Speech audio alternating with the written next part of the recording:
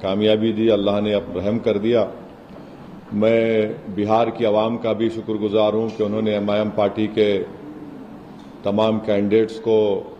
انہوں نے ووٹ دیا، اپنی محبتوں سے نوازا۔ میں شکر گزار ہوں ان 5 اسمبلی کانسٹیٹوئنسیز کے تمام رائے دہندگان کا، ذمہ داروں کا، مجلس پارٹی کے تمام ممبرز کا، جنہوں نے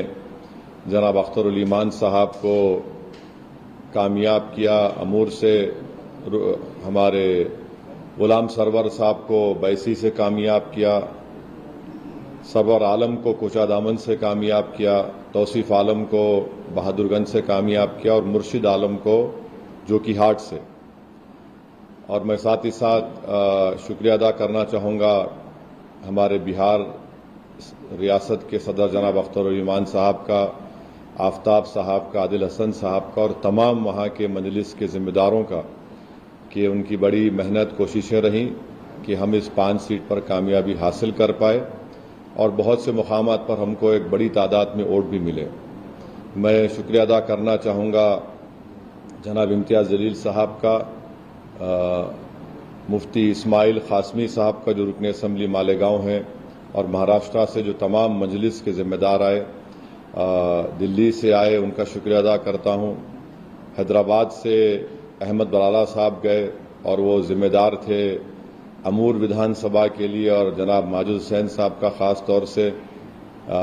جو توصیف عالم صاحب کی ودھان سبھا بہادر گنج میں محنت کیے،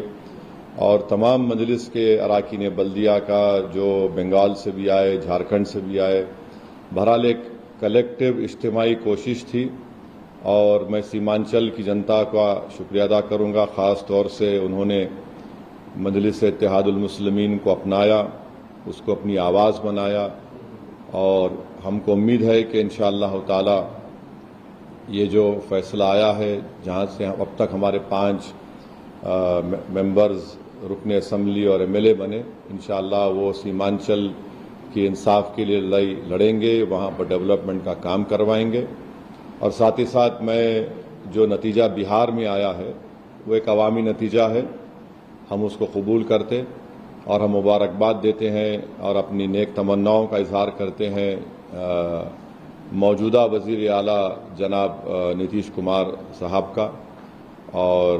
ہماری پارٹی کی طرف سے یہ کوشش ہوگی کہ بہار اور سیمانچل میں وکاس ہو،